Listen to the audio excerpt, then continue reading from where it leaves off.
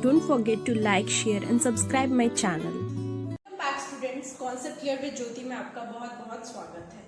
तो पहले लेक्चर में हम लोग पढ़ चुके हैं, हम लोग अभी पढ़ रहे थे बेसिकली कि what is the difference between a living and non living and what are the defining characteristic of a living organism जो कि नॉन लिविंग में नहीं होता है। कौन से ऐसे कैरेक्टरिस्टिक्स हैं जो बस लिविंग ऑर्गेनिज्म को डिफाइन करते हैं। तो पहले हम लोग ग्रोथ देख चुके हैं। अगर आपने वो वीडियो नहीं देखी है तो पहले पार्ट 1 देखिए, तभी आपको पार्ट 2 अच्छे से समझ में आएगा। तो पार्ट 1 में हम लोग ग्रोथ के बारे में डिटेल एक्सप्लेन कर चुके हैं। तो वहां पे ये देखिए कि ग्रोथ जो है वो एक डिफाइनिंग कैरेक्टरिस्टिक लिविंग ऑर्गेनिज्म का नहीं है। क्यों नहीं है? क्योंकि वो लिविंग में भी होता है और नॉन लिविंग में भी होता है। ठीक है, अब ग्रोथ एक्सटर्नली होता है, इंटरनली होता है, इंक्रीज इन मास होता है, इंक्रीज इन नंबर होता है। इसके बारे में डिटेल एक्सप्लेनेशन है, सो आप जाकर के पहला पार्ट मेरा देख लीजिए। अब नेक्स्ट पार्ट आज हम लोग स्टार्ट कर रहे हैं अबाउट रिप्रोडक्शन। हम लोग दूसरे फैक्टर को ले रहे हैं विच इज रिप्रोडक्शन। चलिए इसे देखते हैं कि whether reproduction is the defining characteristic of a living organism और नॉट। तो इसमें लिखा है कि reproduction likewise is a characteristic of living organism. हम लोग रिप्रोडक्शन लिविंग ऑर्गेनिजम्स में देखते हैं, तभी तो हम लोग स्पीसीज के बारे में पढ़ते हैं। कोई भी ऑर्गेनिज्म का डॉग स्पीसी या फिर cat species, human species, monkey species, जो भी स्पीसीज हम लोग देख रहे हैं तो वो खुद ब खुद तो नहीं है, वो एक ही बार तो ग्रुप नहीं है, वो रिप्रोड्यूस करते हैं तभी ग्रुप्स बनाते हैं। ठीक है, पॉपुलेशन में इंक्रीज होता है। तो in multicellular organism reproduction refers to the production of progeny possessing features more or less similar to those of parents। तो सबसे पहले बात करते हैं what is the definition of reproduction। reproduction क्या होता है? reproduction एक ऐसा प्रोसेस है जिसमें प्रोजनी जाइगोट से एम्ब्रॉयो बनाया जाता है, और वो जो एम्ब्रॉयो होता है मतलब वो जो बच्चा होता है वो अपने पेरेंट्स की तरह ही दिखता है, एकदम हूबहू नहीं बट आइडेंटिकल। ठीक है, उसमें कुछ ऐसे कैरेक्टरिस्टिक्स होते हैं जैसे आईज, नोज, हेयर्स, ये सारे ट्रेट्स जो उसके पेरेंट्स में होते हैं वही बच्चे में भी होता है। अब जो डॉग का बच्चा होगा वो डॉग की ही तरह लगेगा, कैट की तरह तो नहीं लगेगा, गॉरिला की तरह तो नहीं लगेगा। तो कहने का मतलब वही है कि जो पेरेंट्स के पास फीचर्स है, जो पेरेंट्स के पास ट्रेट्स है, वही सारे ट्रेट्स हम लोग को उस कि बच्चे में भी देखने को मिलते हैं। उसको हम लोग ऑफस्प्रिंग भी बोलते हैं, प्रोजनी भी बोलते हैं। ठीक है, वही बात है। Invariably and implicitly we refer to sexual reproduction. जब हम लोग बात करते हैं मल्टी सेल्युलर ऑर्गेनिजम्स के बारे में तो हम लोग सेक्सुअल रिप्रोडक्शन को ही कंसिडर करते हैं, क्योंकि मल्टी सेल्युलर ऑर्गेनिज्म में सेक्सुअल रिप्रोडक्शन देखने को मिलते हैं। What is sexual reproduction? ऐसा रिप्रोडक्शन जिसमें दो पेरेंट्स का इन्वॉल्वमेंट होता है, जिसमें मेल एंड फीमेल दोनों गैमेट आपस में फ्यूज करते हैं और जाइगोट बनाते हैं।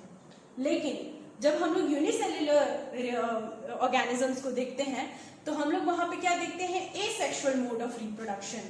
अब वो बहुत तरीके का होता है, by budding, by fragmentation, by vegetative propagation etcetera etcetera. ठीक है, तो हम लोग उसके डिटेल में अभी नहीं जाएंगे। हम लोग बस ये बात कर रहे हैं कि अगर मल्टी सेल्युलर ऑर्गेनिज्म किसी भी वर्टिब्रेट्स के बारे में हम लोग बात करते हैं तो हम लोग ये देखते हैं कि उसमें जो मोड ऑफ रिप्रोडक्शन होता है वो होता है सेक्सुअल रिप्रोडक्शन, मतलब कि fusion of two gametes to form zygote and zygote form into embryo. आगे लिखा है कि organism reproduce by asexual means also. ये मैंने बताया आपको कि एसेक्सुअल रिप्रोडक्शन भी होता है। Fungi multiply and spread easily due two million of asexual spores they produce. Fungi में जो रिप्रोडक्शन होता है वो स्पोर्स के कारण होता है। तो एसेक्सुअल मोड होता है बाय स्पोर्स, वो मिलियन ऑफ स्पोर्स एक साथ प्रोड्यूस करते हैं और इसके कारण ही, स्पोर्स के कारण ही उसमें रिप्रोडक्शन होता है। इन लोवर ऑर्गेनिज्म लाइक ईस्ट और हाइड्रा की बात करें जो कि यूनिसेल्युलर ऑर्गेनिज्म है, वी ऑब्जर्व बडिंग। उसमें बडिंग होता है, एक बड डेवलप होता है, देन चेन ऑफ बर्ड्स बनते हैं और फिर वो डिटैच हो जाता है पेरेंट बॉडी से, और वो हर एक बर्ड है जो कि इंडिविजुअल, न्यू इंडिविजुअल में कन्वर्ट हो जाता है। इसके बारे में भी डिटेल वीडियो है मेरे चैनल में, आप जाइए और देख लीजिए। नेक्स्ट प्लेनेरिया की बात करें जिसे फ्लैट वर्म्स भी कहा जाता है, वी ऑब्जर्व ट्रू रीजनरेशन। इसमें ट्रू रीजनरेशन देखने को मिलता है। That is a fragmented organism regenerate the lost part of its body and become a new organism. जहां से उस ऑर्गेनिज्म को हम लोग अगर एक ऑर्गेनिज्म को 3 टुकड़ों में काट देते हैं तो जो लॉस्ट पार्ट है, जो पार्ट है उसके पास, वो तो वैसा ही वैसा रहेगा, लेकिन जो पार्ट लॉस्ट हो चुका है वो रीजनरेट करेगा। आइए से देख लेते हैं कि कहने का मतलब है, सपोज ये कोई प्लेन एरिया है, ये इसके मैं बॉडी का 3 पार्ट 1, 2 एंड 3 करके मैं सिंबलाइज कर देती हूँ।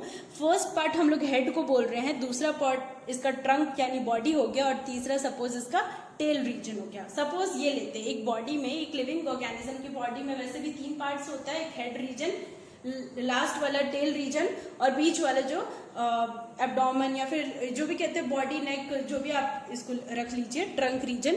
तो अगर ये कोई भी प्लेनेरिया ऑर्गेनिज्म है जिसका 1, 2 एंड 3rd पार्ट है, ठीक है, सपोज इसको मैंने कट कर दिया 3 पीसेस में, तो ये हो गया फर्स्ट, और ये वाला हो जाएगा आपका 2nd पार्ट, और यहाँ पे आपका हो जाएगा ऐसे 3rd पार्ट। तो ऐसा ऑर्गेनिज्म बनेगा। अब पहले वाले में पहला पार्ट है हम लोग के पास, दूसरा और तीसरा गायब है, तो ये दूसरा और तीसरा पार्ट जो है वो रीजनरेट कर लेगा। इस पार्ट में रीजनरेशन होगा। इसमें 2nd पार्ट है ऑलरेडी, तो ये 1st पार्ट रीजनरेट करेगा और 3rd पार्ट को रीजनरेट करेगा। इसमें 3rd पार्ट है, तो ये 1st एंड 2nd दोनों को रीजनरेट करेगा। तो रीजनरेशन प्लेनेरिया में ऐसे ही होता है। रीजनरेशन का मतलब है जो पार्ट लॉस्ट हो गया है उसको रीजनरेट किया जाता है। तो आई होप स्टूडेंट आपको समझ में आ गया होगा। इसको ट्रू रीजनरेशन कहा जाता है और it is a form of asexual reproduction. ये यूनिसेल्युलर ऑर्गेनिजम्स में देखने को मिलता है, ये एसेक्सुअल मेथड ऑफ रिप्रोडक्शन। आगे लिखा है फंजाई, फिलामेंटस एल्गे, एल्गे जिसमें फिलामेंट्स होता है, the protonema of mosses, all easily multiply by fragmentation. यानी ये सारे जो ग्रुप्स होते हैं फंजाई के, फिर फिलामेंटस एल्गी के, प्रोटेनेमा ऑफ मॉसेस, ये अपने आप को मल्टीप्लाई कैसे कर पाते हैं? बाय फ्रेगमेंटेशन, ठीक है। It is also method of asexual mode of asexual reproduction.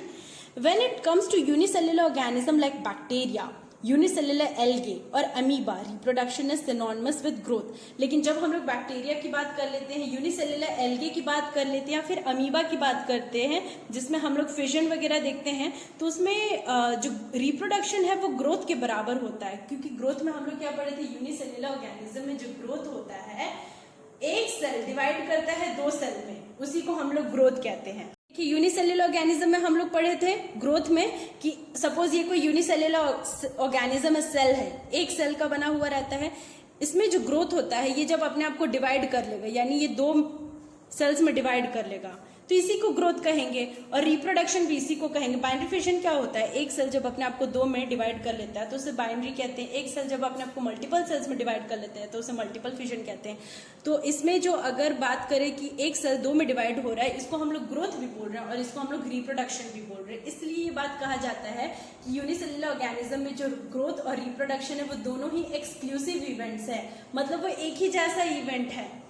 मतलब इसमें जो है ग्रोथ भी क्या हो रहा है, एक सेल 2 में डिवाइड हो रहा है, इसी को ग्रोथ कह रहे हैं। एक सेल 2 में डिवाइड हो रहा है, इसी को रिप्रोडक्शन कह रहे हैं। मतलब ग्रोथ और रिप्रोडक्शन एक तरह से सिनोनिम हो गए एक दूसरे का, ठीक है। अब ये सेल अगेन डिवाइड करेगा 2 सेल में और ये अगेन डिवाइड करेगा 2 सेल में, तो ये ऐसे 4 डॉटर सेल्स बन गए, ठीक है। तो ये एक तरह का क्या हो रहा है, सेल डिवीजन हो रहा है। इसी को ग्रोथ भी कहते हैं, क्योंकि ग्रोथ क्या कहते हैं हम लोग, इंक्रीज इन सेल नंबर। ये एक सेल था, यहाँ पे 2 हो गया, यहाँ पे क्या हो गया 4 सेल हो गया, तो यहाँ पे सेल नंबर का इंक्रीज हो रहा है।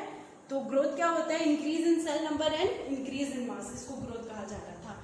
और रिप्रोडक्शन में भी क्या हो रहा है कि एक पेरेंट से न्यू प्रोजेनी का बनना, इसको ही रिप्रोडक्शन कह रहे हैं। तो एसेक्सुअल मतलब यूनिसेल्युलर ऑर्गेनिज्म में ये दोनों जो इवेंट्स होते हैं वो एक्सक्लूसिव होते हैं, एक जैसे होते हैं। Hence we notice that in single celled organism we are not very clear about the usage of these 2 terms, growth and reproduction. मतलब इसलिए हम लोग कहते हैं कि सिंगल सेल्ड ऑर्गेनिज्म में ग्रोथ और रिप्रोडक्शन एक ही चीज होता है। Further, there are many organisms which do not reproduce. कुछ ऐसे भी ऑर्गेनिज्म है जो जिसमें रिप्रोडक्शन नहीं देखने को मिलते हैं या फिर वो स्टेराइल होते हैं, जैसे म्यूल्स की बात कर लो या स्टेराइल वर्कर बीज की बात कर लो। जो ग्रुप ऑफ बीज होते हैं जिसमें क्वीन होते हैं, ड्रोन्स होते हैं, वर्कर बीज होते हैं, तो उसमें हम लोग पढ़े कि वर्कर बीज जो होते हैं वो स्टेराइल होते हैं, वो प्रोजनी नहीं प्रोड्यूस कर सकते हैं।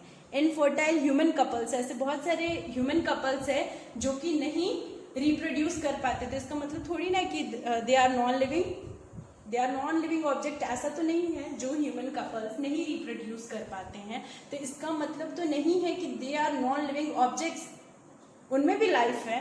तो हेंस ये कह सकते हैं कि रिप्रोडक्शन एक डिफाइनिंग कैरेक्टरिस्टिक नहीं है। जो ऑर्गेनिज्म नहीं भी रिप्रोड्यूस कर पाता है वो भी लिविंग हो सकता है। ठीक है, तो ये इसके कुछ एग्जाम्पल्स है। देखिए आगे लिखा है, hence reproduction also cannot be an all inclusive defining characteristic of living organism. जैसे ग्रोथ को नहीं कर सकते हैं डिफाइनिंग कैरेक्टरिस्टिक, वैसे ही रिप्रोडक्शन को भी डिफाइनिंग कैरेक्टरिस्टिक नहीं कहा जा सकता है। ग्रोथ लिविंग नॉन लिविंग दोनों में होता है, रिप्रोडक्शन बस लिविंग में होता है। लेकिन ऐसे बहुत सारे लिविंग ऑर्गेनिज्म हैं जो रिप्रोड्यूस नहीं कर पाते हैं। देयर आर एक्सेप्शंस, ठीक है, like mule, sterile worker bee, infertile human couples. तो इसलिए ये नहीं कहा जा सकता है कि reproduction is a defining characteristic. Of course no non living object is capable of reproducing और रेप्लिकेटिंग बाय इटसेल्फ।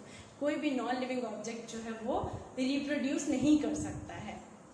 अब इसके बाद another characteristic of life is metabolism. तो दो कैरेक्टरिस्टिक के साथ स्टूडेंट हम लोग डील कर चुके हैं। First characteristic was growth and second characteristic was reproduction. दोनों ही characteristic is not the defining property of a living organism. अब थर्ड कैरेक्टरिस्टिक है मेटाबॉलिज्म। इसको भी हम लोग समझेंगे विस्तार से। इसके लिए आप मेरी नेक्स्ट वीडियो को देख सकते हैं। Till then take care and subscribe my channel. Thanks for watching.